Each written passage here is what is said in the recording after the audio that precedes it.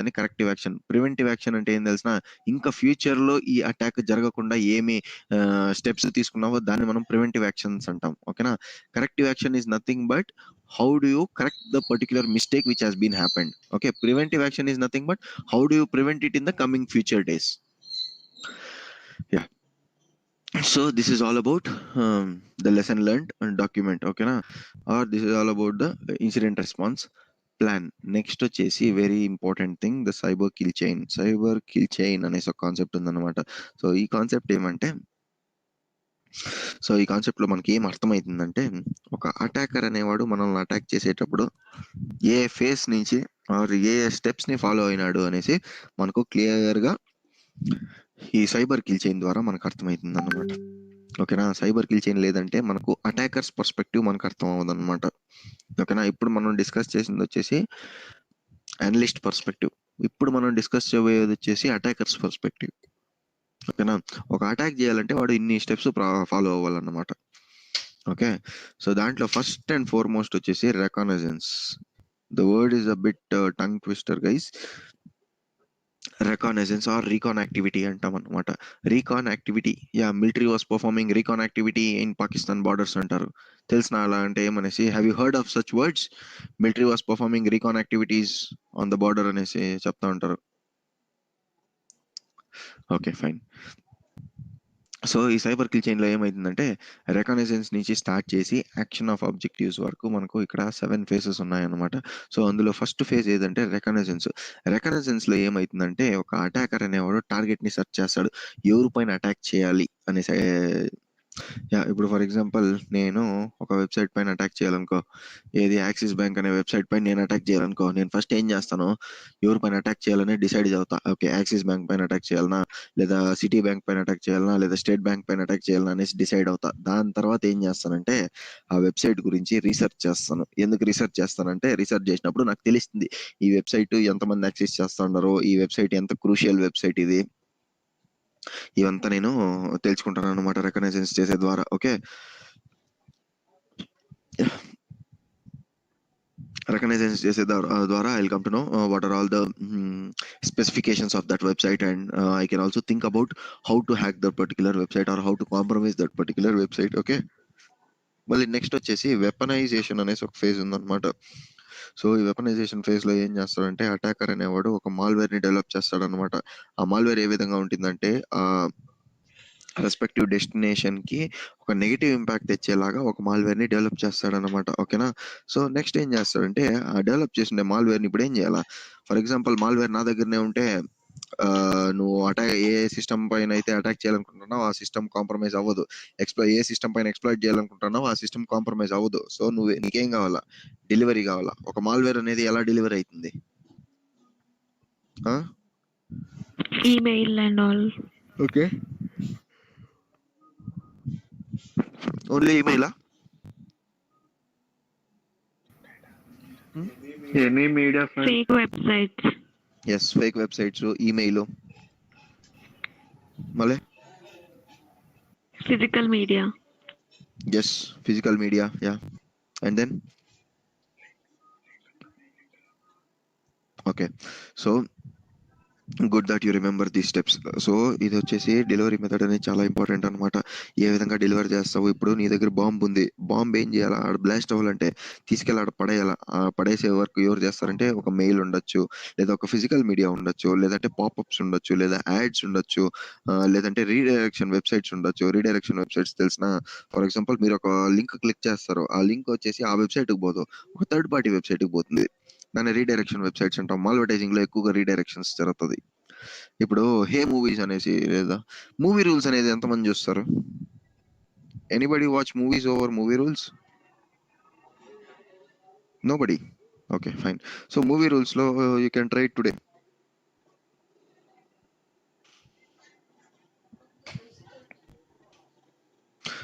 Movie రూల్స్లో ఏమవుతుందంటే, బేసిక్గా అది మీరు ఆ మూవీ పైన క్లిక్ చేయగానే అది ఆ మూవీ వెబ్సైట్కి తీసుకెళ్తుంది అనమాట. మిమ్మల్ని థర్డ్ పార్టీ పాపప్స్కి వెబ్సైట్స్కి తీసుకెళ్తా ఉంటుంది అనమాట. Okay, so you should avoid using such websites. Okay, so ఈ డెలివరీ మెథడ్లో కదా బయట తిరుగుతాను.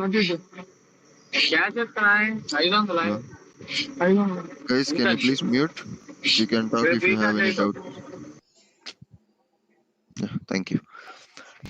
మళ్ళీ నెక్స్ట్ వచ్చేసి ఎక్స్ప్లాయిటేషన్ ఫేజ్లో ఏమవుతుందంటే ఒక సిస్టంలో అనేది ఒక మాల్వేర్ అనేది ఒక సిస్టంలో ఇప్పుడు రీచ్ అయ్యింది అది డెలివరీ మెథడ్ ద్వారా. నెక్స్ట్ ఎక్స్ప్లాయిటేషన్ అవుతుంది. ఎక్స్ప్లాయిటేషన్ అంటే ఏంది? అటాక్ అనేది ఇప్పుడు ఇనిషియేట్ అవుతుంది అనమాట. సో అటాక్ అనేది ఇనిషియేట్ అవ్వాలంటే ఏం కావాలా? ఫస్ట్ ఈ మాల్వేర్ అనేది ఏం చేస్తుందంటే దాంట్లో ఏం వల్నరబిలిటీస్ ఉన్నాయో ఎక్స్ప్లాయిట్ చేస్తుంది అనమాట. ఆర్ ఏ వల్నరబిలిటీస్ ఉన్నాయో ఐడెంటిఫై చేస్తుంది అనమాట. ఓకేనా? వన్స్ వల్నరబిలిటీస్ అన్నిటిని ఐడెంటిఫై చేసిన తర్వాత నెక్స్ట్ స్టెప్ ఏం చేస్తుందంటే ఆ వల్నరబిలిటీస్ లాజిక్ బాంబ్ తెలుసు కదా, లాజిక్ బాంబ్ గుర్తుందా? ఆ లాజిక్ బాంబ్ ద్వారా ఏమైతుందంటే ఇన్స్టాల్ అయిపోతుంది అనమాట మాల్వేర్. వన్స్ మాల్వేర్ కానీ మన సిస్టంలో ఇన్స్టాల్ అయిపోయింది అనుకో, ఈ డెలివరీ మెథడ్ వరకు మనం సేఫ్ గా ఉంటాం. ఓకే, అంటే ఆ మాల్వేర్ అనేది మన సిస్టంలో ఎంటర్ అయినా కానీ ప్రాబ్లం ఉండదు. ఎప్పుడైతే అది వల్నరబిలిటీస్ అన్నిటిని ఐడెంటిఫై చేసి ఇన్స్టాల్ అవుతుంది చూడు, అప్పుడు నీకు యాక్చువల్ ప్రాబ్లం స్టార్ట్ అయ్యేది. అప్పుడు నీ యాంటీవైరస్ స్ట్రాంగ్ గా ఉండి ఈడిఆర్ అంతా స్ట్రాంగ్ గా ఉంటే దాన్ని అక్కడికే బ్లాక్ చేసింది. లేదు యాంటీవైరస్ నేను ఏది వాడను ఈడిఆర్ ఏది వాడను అన్నాడు అనుకో క్లయింట్, అంతే వాడి డేటా అంతా గోవిందనే. మళ్ళీ ఎవడు కాపాడలేడు వాడి డేటాని. ఓకేనా?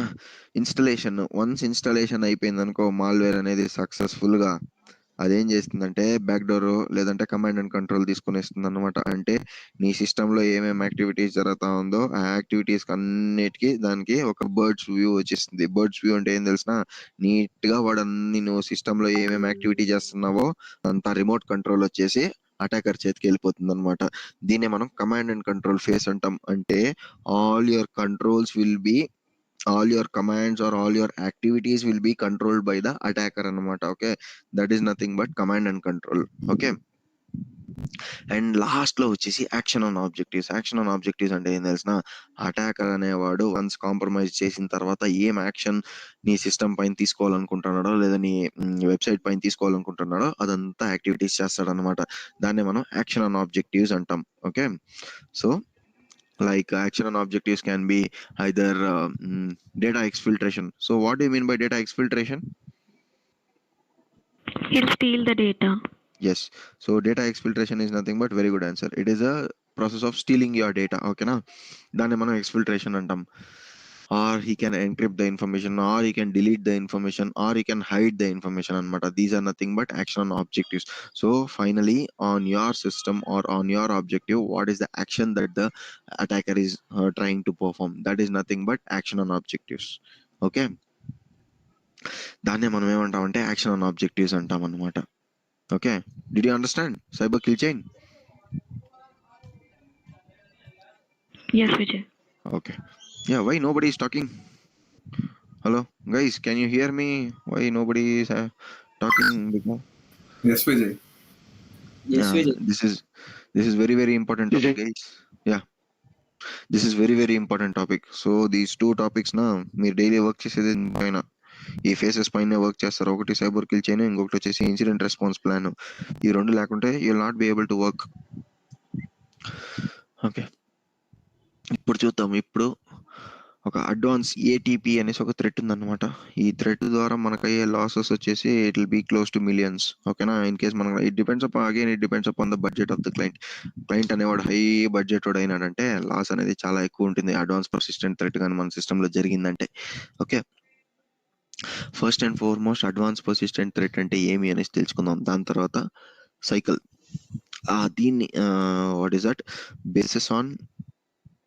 based on the cyber kill chain and based on the incident response plan, I'll explain you this advanced persistent threat. Okay, that is the reason why I kept this on the last I told I'll explain it to you later. Okay na? So ఈ advance persistent threat లో ఏమైతుందంటే user అనేవాడు first unauthorised access ని gain చేస్తాడు అనమాట ఒక system కి. ఓకేనా? వన్స్ అన్ఆథరైజ్డ్ యాక్సెస్ గెయిన్ చేసిన తర్వాత వాడు ఏం చేస్తాడంటే డిటెక్ట్ అవ్వకుండా దాంట్లో ఉండే వల్నరబిలిటీస్ అంతా వాడు కంట్రోల్లో పెట్టుకొని డిటెక్ట్ అవ్వకుండా చాలా రోజుల వరకు అన్డిటెక్టెడ్ స్టేట్ లోనే ఉండిపోతాడు అనమాట. దాన్నే మనం అడ్వాన్స్ పర్సిస్టెంట్ థ్రెట్ అంటాం. ఎట్టంటే ఇప్పుడు నేను నీ సిస్టమ్ ని అటాక్ చేయాలనుకో, లేదా నేను వరప్రసాద్ సిస్టమ్ ని అటాక్ చేయాలా, ఇప్పుడు నేనేం చేస్తానంటే వరప్రసాద్ సిస్టమ్ లోపల మాల్వేర్ ని పంపించి వాడు సెక్యూరిటీ దేన్ని ఆ మాల్వేర్ ఐడెంటిఫై చేయకుండానే నేనేమేం చేయాలనుకుంటున్నానో అన్నీ చేసేస్తానన్నమాట. ఓకే. లాంగ్ పీరియడ్ ఆఫ్ టైమ్‌లో ఎట్టంటే ఒక నెల నుంచి నేను వాడి సిస్టమ్‌లో ఉండే డేటానంతా స్టీల్ చేస్తూ ఎవరి దగ్గర పట్టుబడకుండా ఉండేదాన్ని అడ్వాన్స్ పర్సిస్టెంట్ థ్రెట్ అంటాం. ఓకేనా? So here the attacker enters into your systems and he will remain undetected for a long period of time. Okay, that is nothing but advanced persistent threat. So he will persistently carry out the malicious actions on your device without being identified. Okay, that is nothing but advanced persistent threat. So ఈ advanced persistent threat అనేది ఎలా జరుగుతుంది, దాని life cycle అనేది ఎలా ఉంటుంది అనేసి I will now explain you. ఓకేనా? సో ఫస్ట్ అనేది ఏం చేస్తాడు, ఒక టార్గెట్ ని ఐడెంటిఫై చేసుకుంటాడు. ఎవరు? మన అటాకర్. ఓకేనా? ఒక టార్గెట్ ని ఐడెంటిఫై చేసినాక ఏం చేస్తాడు, ఆ కంపెనీ ఒక యూజ్ లేదా ఆ టార్గెట్ ఒక యూజ్ ఏమి అనేసి తెలుసుకుంటాడు అనమాట. ఓకేనా? ఆ టార్గెట్ గురించి ఆర్ యూ కెన్ టెల్ ఆ టార్గెట్ గురించి రీసెర్చ్ అనేది చేస్తాడు అనమాట. మళ్ళీ దాని తర్వాత ఏం చేస్తాడు, ఒక వెపనైజేషన్ స్టేజ్ వస్తుంది. అంటే ఏమి, ప్రాపర్ అమౌంట్ ఆఫ్ టూల్స్ ని టెక్నాలజీస్ ని వాడుకొని ఆ టార్గెట్ ని ఎక్స్ప్లాయిట్ చేయడానికి ట్రై చేస్తాడు అనమాట. ఆ టార్గెట్ పైన అటాక్ చేయడానికి ట్రై చేస్తాడు అనమాట. మళ్ళీ అటాక్ చేయడానికి ట్రై చేసిన తర్వాత ఏం చేస్తాడు, ఈ అటాక్ ఎక్కడన్నా డిటెక్ట్ చేస్తా ఉందా, టెస్ట్ ట్రయల్ రన్ చేస్తాడు ఆ వెబ్సైట్ పైన లేదా ఆ సిస్టమ్ పైన. ఎందుకు ట్రయల్ రన్ చేస్తాడంటే, ఏదైనా సెక్యూరిటీ డివైజెస్ నన్ను ఐడెంటిఫై చేసి నన్ను పెరికాడ బారేస్తారా అనేసి ట్రయల్ రన్ చేస్తాడు. వన్స్ ట్రయల్ రన్ అనేది సక్సెస్ఫుల్ అయిపోయిందంటే మళ్ళీ ఏం చేస్తాడు, డైరెక్ట్ గా మాల్వేర్ ని డిప్లాయ్ చేసేస్తాడు. డిప్లాయ్ అంటే ఏంది, ఆటోమేటిక్ గా మాల్వేర్ ని ఇన్స్టాల్ చేయించేస్తాడు నీ సిస్టమ్ లో. వన్స్ మాల్వేర్ అనేది ఇన్స్టాల్ అయిందంటే ఏమి, నీ సెక్యూరిటీ కంట్రోల్ అనేది ఎక్కడో ప్రాపర్ గా లేదు, అంటే ఇంట్రూజన్ అనేది సక్సెస్ఫుల్ గా జరిగిపోయింది అనేసి అర్థం. వన్స్ ఇంట్రూజన్ అనేది సక్సెస్ఫుల్ గా జరిగిపోయిందంటే ఏమైతుంది, అవుట్ బౌండ్ కమ్యూనికేషన్ ఎస్టాబ్లిష్ అవుతుంది. అవుట్ బౌండ్ కనెక్షన్ అంటే ఏంది, what do mean by outbound connection? Attacker కి మన డేటా ఐ మీన్ లైక్ మన కనెక్షన్ ఇన్స్టాల్ అవుతుంది అనమాట. Yes, partially correct. So outbound connection అంటే ఏం తెలుసు, నీ ఇంటర్నల్ ఆర్గనైజేషన్ కి బయట, నీ సిస్టమ్ బయట లేదా నీ నెట్వర్క్ బయటికి ఏదో ఒక కమ్యూనికేషన్ లేదా కనెక్షన్ ని ఎస్టాబ్లిష్ అయిపోయింది అనమాట. ఇన్బౌండ్ కమ్యూనికేషన్ అంటే ఏంది, బయట నుంచి లోపలికి వచ్చే డేటా. ఓకేనా? దాన్ని మనం ఇన్బౌండ్ కమ్యూనికేషన్ అంటాం. అవుట్ బౌండ్ అంటే మన ఆర్గనైజేషన్ నుంచి బయటికి వెళ్ళే డేటాని మనం అవుట్ బౌండ్ అంటాం. Okay. So outbound communication establish అయిందా చెక్ చేసుకోవాలి. మళ్ళీ దాని తర్వాత వచ్చేసి వీడేం చేస్తాడు, గమ్ము ఉంటాడా, వన్స్ యాక్సెస్ దొరికినాక అన్ని క్రెడెన్షియల్స్ ని క్రాక్ చేయడానికి ట్రై చేస్తాడు అనమాట, brute force.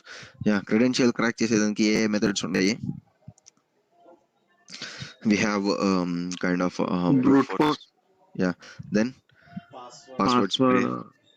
Yeah, brute force ఉంది, పాస్వర్డ్ స్ప్రే ఉంది. ఓకే. సో ఈ అటాక్స్ వాడుకొని వాడు ఏం చేస్తాడంటే క్రెడెన్షియల్స్ ని గెస్ చేసి క్రాక్ చేయడానికి ట్రై చేస్తాడు అనమాట. మళ్ళీ ఏం చేస్తాడంటే, ఒకే ఫోల్డర్ లో మాల్వేర్ పెట్టేదానికన్నా వాడు మల్టిపుల్ ఫోల్డర్స్ లో మాల్వేర్ పెడతాడు. ఎందుకు ఇలా చేయాలా ఒక అటాకర్ అనేవాడు, వాడు ఒక ఎగ్జిస్టెన్స్ ని స్ట్రాంగ్ చేసుకోవాలంటే ఒకే చోట మాల్వేర్ ఉంటే స్ట్రాంగ్ గా ఉంటాడు వాడు ఒక సిస్టమ్ లో, లేదా ఒక దేశంలో మిలిటరీ బేస్ అనేది ఒకే చోట ఉంటే మిలిటరీ బేస్ స్ట్రాంగ్ గా ఉంటుందా, లేదా దేశంలో అన్ని పార్ట్స్ లో మిలిటరీ బేస్ ఉంటే స్ట్రాంగ్ గా ఉంటుందా? అన్ని పార్ట్స్ లో ఉండాలి. ఎస్. ఎందుకు వాట్ ఈస్ ద రీజన్ అంటే, ఒక బేస్ అటాక్ అయినా కానీ ఇంకొక సెకండరీ బేస్ ద్వారా అటాక్ అనేది పర్ఫామ్ చేయొచ్చు అనమాట. ఓకేనా? సో అందువల్ల వాడు ఏం చేస్తాడు, ఈ అటాకర్ అనేవాడు కూడా మల్టిపుల్ ఫోల్డర్స్ లో తీసుకెళ్లి వాడు మాల్వేర్ ని పెడతాడు అనమాట. ఎందుకు అలా పెడతాడు, ఎనీ ఐడియా? ఒకటి డిలీట్ చేసిన ఇంకోటి ఉంటాయి. Very good. సో ఒకటి డిలీట్ చేసినా గానీ బ్యాకప్ ఉంటుంది వాడికి మాల్వేర్. అందువల్ల మళ్ళీ లాస్ట్ లో ఏం చేస్తాడు, నీ డేటాని ఏదైతే బయటికి తీసుకెళ్ళాలనుకుంటున్నాడో దాని అంతా ఎక్స్ఫిల్ట్రేట్ చేయడానికి ట్రై చేస్తాడు. Exfiltration is nothing but leaking your sensitive data. Okay, దాన్ని ఎక్స్ఫిల్ట్రేట్ చేయడానికి ట్రై చేస్తాడు అనమాట. దాని తర్వాత లాస్ట్ లో ఏం చేస్తాడంటే, ఒక అటాక్ జరగలేదు అనేలాగా పోర్ట్రే చేసేదానికి అన్ని వల్నరబిలిటీస్ ని వాడే క్లోజ్ చేసేస్తాడు అనమాట. Okay. So this is nothing but advance persistent threat. So advance persistent threat అనేది ఈ విధంగా జరుగుతుంది అనమాట. ఓకేనా? అడ్వాన్స్ పర్సిస్టెంట్ థ్రెట్ జరిగితే అది మనకు ఒక పెద్ద చిగ్గుచేటు మన ఆర్గనైజేషన్ కి. Okay. For example I'll explain it you later while explaining the SIEM. So ఇందులో ఏమైనా డౌట్స్ ఉన్నాయా ఇప్పుడు మనం డిస్కస్ చేసిన దాంట్లో? Like the advance persistent threat, the incident response plan and also the cyber kill chain. ఇందులో ఏమైనా డౌట్స్ ఉన్నాయా? ఓకే.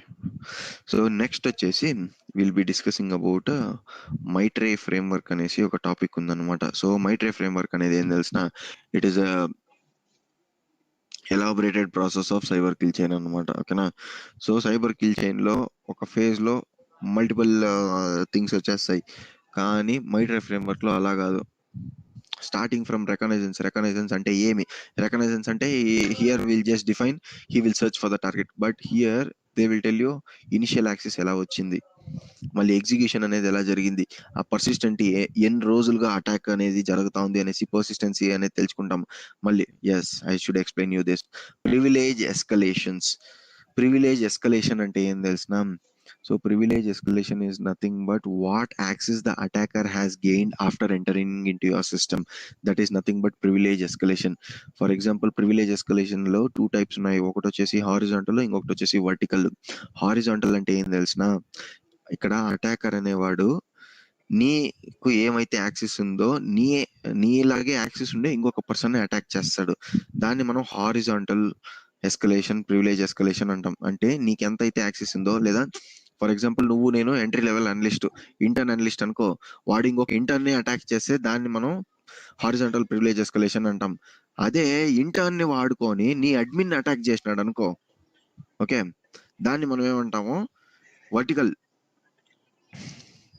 వర్టికల్ ప్రివిలేజ్ ఎస్కలేషన్ అంటాం. ఎట్లా అంటే wait tell you.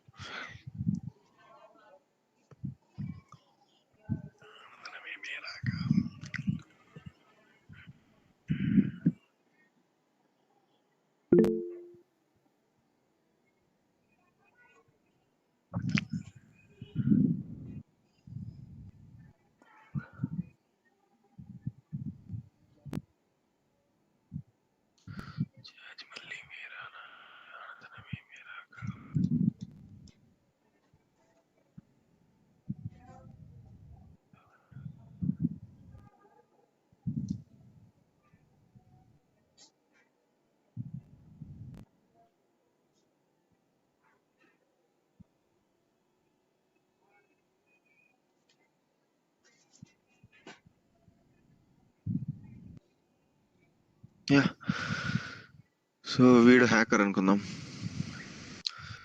This particular person, let's assume him to be an hacker.